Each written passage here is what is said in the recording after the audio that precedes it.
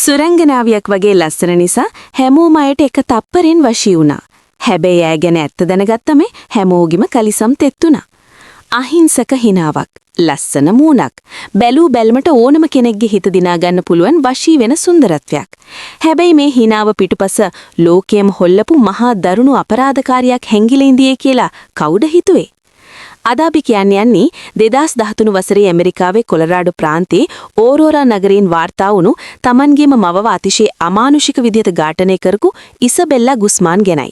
2013 අගෝස්තු 28 වෙනිදා වෙලාව රාත් 10ට විතර ඉති කොලරාඩෝවල සාමාන්‍ය නිවසකින් ඇහෙනවා මහා බිහිසුණු කෑගැසීමක්. ඒ කෑගැසීමාවේ ඉසබෙලාගේ මව වුණු යුන්මී හොයිගෙන් ඉසබෙලාගේ සුළුපියා වුණු රයන් දුවගෙන ගිහින් බලද්දි දැක්කේ හිතා ගන්න බැරි දෙයක්. නාන කාමරේ දොර ඇතුලින් වහගෙන ඉසබෙලා තමන්ගේ අම්මට පිහියෙන් ඇනගෙන යනවා. දොර යටින් ලේ කලාගෙන එනවා.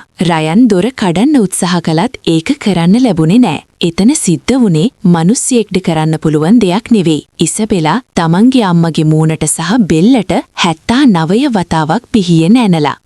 ඔබ කියවුවා හරි වාර 79ක්. මේ සිද්ධියෙන් පස්සේ ඉසබෙලා පැනලා ගියත් පහුතාම පොලිසිය අයව අත්අඩංගුවට ගන්නවා. හැබැයි මේ කතාව ලෝකයේ පුරාම වෛරල් වුණේ ඇය උසාවියට ආපු දවසේ කරපු දේ නිසයි. තමන්ගේ අම්මව මරපු කෙනෙක් විදිහට උසාවියට ආපු ඉසබෙලා කැමරා දෙස බලාගෙන හරිම අහිංසක විදිහට hina වුණා. ඇස්කොනින් බැලුවා. විවිධ ඉරියව් පෑවා. ඒ වීඩියෝව මෑතකදී සමාජ ජාලාවල අතිශය ජනප්‍රිය වුණේ ඇය ලස්සන අපරාධකාරියක් විදිහට හංවඩු ගැහෙමිනුයි. නඩු විභාගයේදී හෙළිවුණු කරුණු ඇත්තටම කනගාටුදායකයි. වෛද්‍ය වාර්තා පෙන්වා දුන්නේ ඉසබෙලා ඒ වෙද්දි පැරනොයිඩ් ස්කිසොෆ්‍රීනියා කියන දරුණු මානසික රෝගයෙන් පෙළෙමින් හිටපු බවයි. ඇය විශ්වාස කරලා තියෙනවා තමන්ගේ අම්මා කියන්නේ ඇත්ත අම්මා නෙවෙයි. ඇයව මරන්න ආපු වෙනත් කාන්තාවක් කියලා. ඇයට විවිධ ශබ්ද ඇහිලා තියෙනවා අම්මව මරන්න කියලා බල කරන. ඒ කියන්නේ ඇය මේ අපරාධය කරද්දි තමන් කරන්නේ මොකක්ද කියන සිහි කල්පනාවෙන් නෙවෙයි ඉඳලා තියෙන්නේ.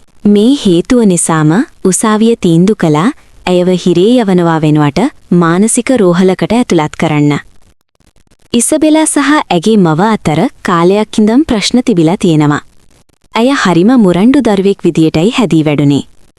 මරණය සිද්ධ වෙන්න දවසකට කලින් ඉසබෙලා ඇගේ අම්මට ඊමේල් එකක් යවලා තිබුණා "You will pay.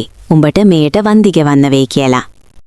ඇය තමන්ගේ අම්මා වෙනත් විවාහයක් කරගැනීම සහ පවුලේ පාලනයට දැඩි ලෙස විරුද්ධ වෙලා හිටියා. මේ පීඩනයත් ඇගේ මානසික රෝගයත් එකතු වෙලා තමයි මේ මහා විනාශය සිද්ධ වුණේ. දැන් අවුරුදු ගණනාවකට පස්සේ ඉසබෙලා නැවතත් උසාවියෙන් ඉල්ලීමක් කරලා තියෙනවා තමන්ට නිදහස ලබා දෙන්න කියලා. ඇය පවසන්නේ තමන් දැන් බෙහෙත් පාවිච්චි කරන බවත් තමන්ගේ රෝගය පාලනය වී ඇති බවත්.